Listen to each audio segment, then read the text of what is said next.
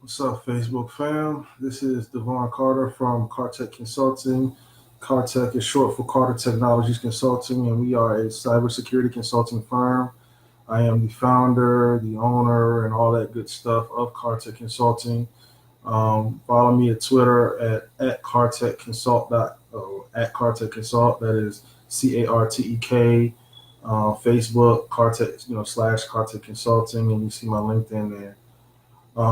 Coming to you tonight because I saw an interesting story on this website, Krebs on Security. So, for those of you who don't know, Brian Krebs is a big time information security, cybersecurity kind of, I don't want to say guru, but it kind of applies. Very well known in the security industry. And he released a story recently about this MIRAI botnet attack. And so MIRAI is MIRAI, if I'm not mistaken. And basically, what he was saying is the people who were recently caught for releasing this terrible, terrible attack, probably a little over a year ago, maybe a little more than that. Basically, they got slaps on the wrist when they got caught. It's about three or four of them, and all they got was probation. They didn't get any jail time, no ridiculously large fines.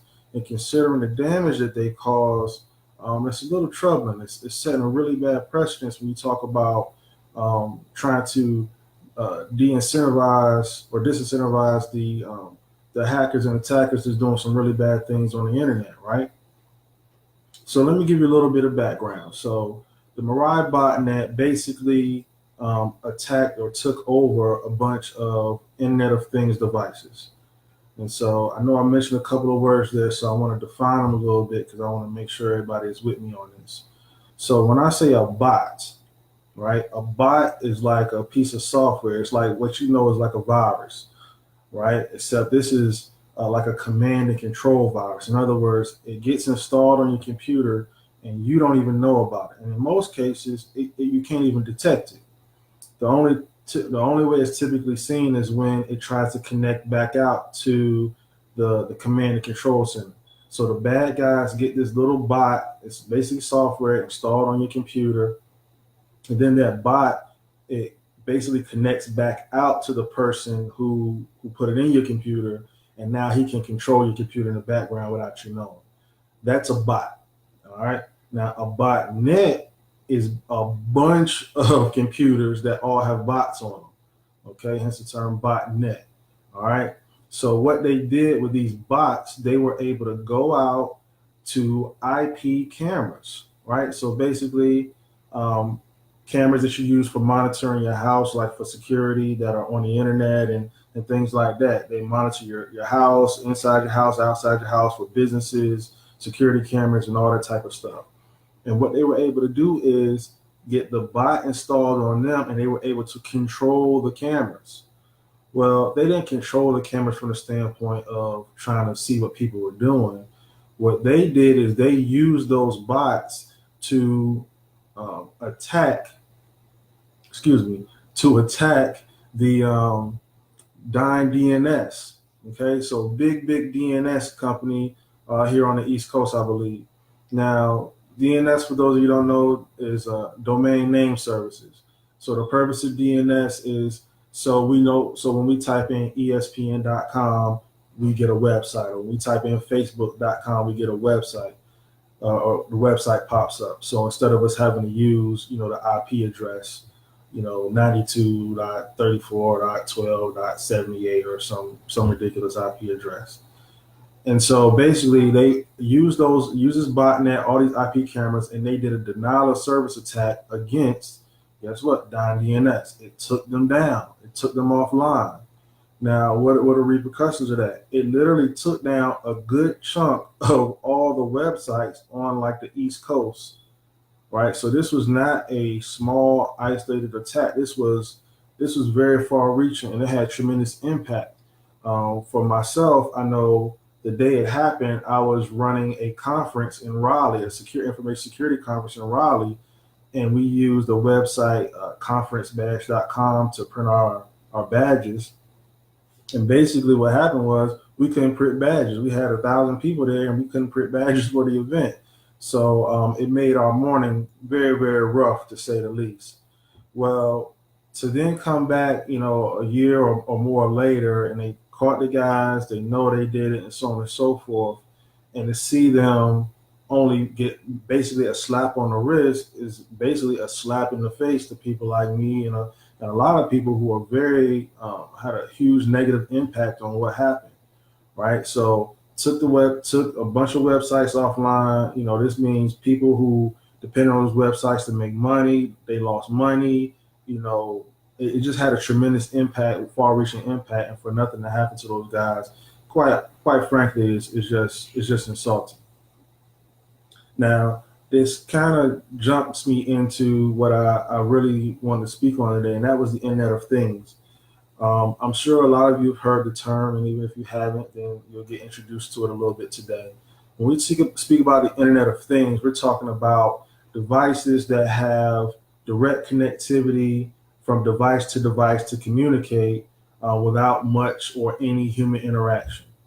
So, for example, an example of an Internet of Thing device would be, you've seen the smart fridges, where now they can tell you what's what you have in your refrigerator and when you need to go shopping. Smart houses, those types of devices. A smart watch. I got a Fitbit watch on. All these things will be considered IoT devices or Internet of Things devices. Now, why am I talking about this? I'm a security guy. I bring this up because what that hack did from the MIRAI botnet, that attack did, it really should have been a rude awakening to the industry of Internet of Things on what they should be doing from a security perspective. What are they doing to start protecting these devices to ensure that nobody is, or to ensure that these devices are secure, that they're protected, and that the data is protected, right? What's going on in the background? And the answer to that is, quite frankly, is nothing. The manufacturers of the devices are not doing very much from a consumer standpoint to protect the devices, which in turn protects our data. Okay, so what does that mean for us? That means that we're vulnerable. The more IoT devices and things that we start using in our daily life, the more access it has to our information, our data, our family, our personal PII, personally identifiable information, the more vulnerable and susceptible we are to being taken advantage of with regards to getting our data stolen. Right? So, excuse me. So, what am I encouraging us to do as consumers? The big thing I would love to see us do is, I would love to see us start reading the disclaimers on all these devices before we purchase them, so that we can be aware of what we're giving up when we decide to wear these devices, when we decide to buy these devices, when we decide to put all of our data in these devices. This stuff has far-reaching consequences beyond what we're really thinking about. Excuse me. When we start talking about data privacy, I think we need to start pushing for. Hey Tina, how you doing?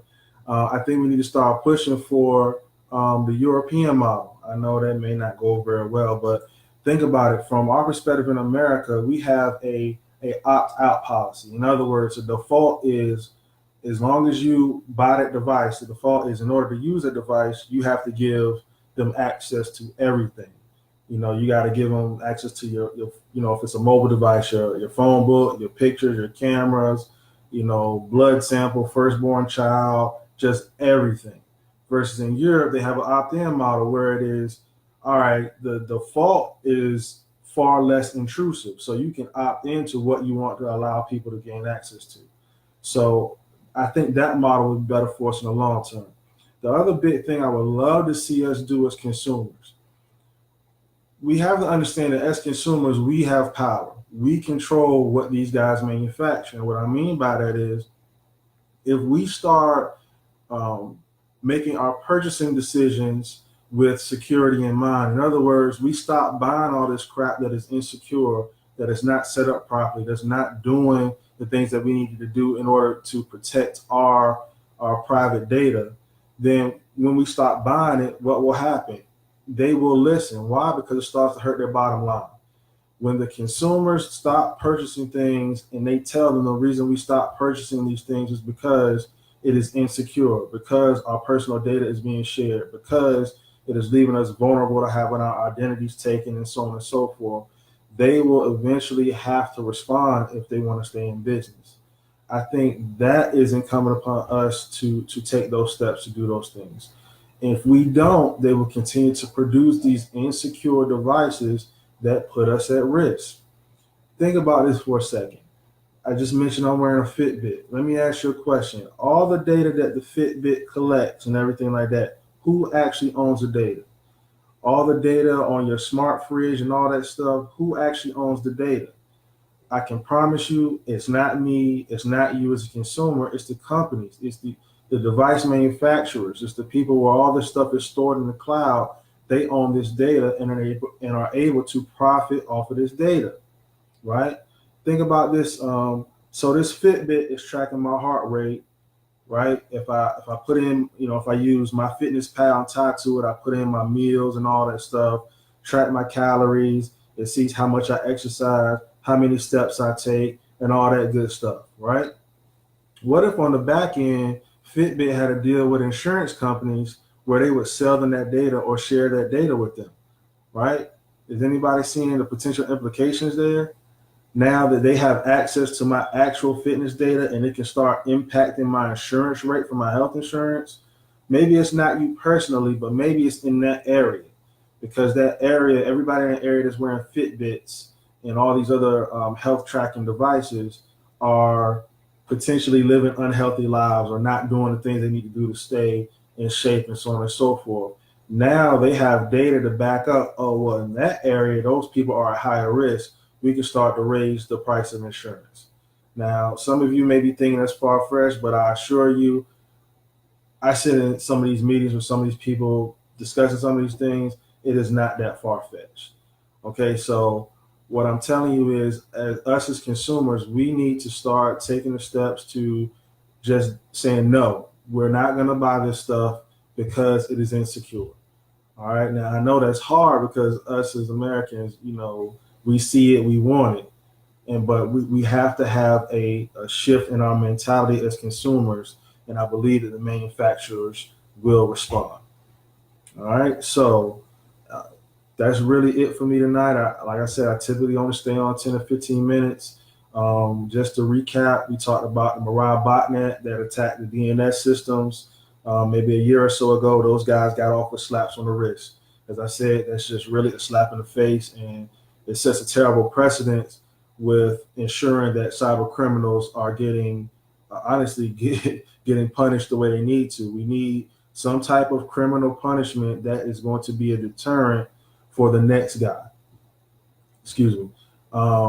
We talked about what a bot is. A bot piece of software gets installed on your computer, has command and control capabilities where the person who had it installed, he can now control back-end processes in your computer and start using your computer as a jumping off point to attack other people. That's what they did in the dying DNS attack with the MIRAI botnet. We talked about what DNS is. DNS, domain name services. So in other words, the names you type in, Facebook and ESPN and CNN.com, FoxNews.com, whatever your poison is, you can use those names to get to those websites instead of having to remember a numbered IP address. And just makes life easier for everybody. All right.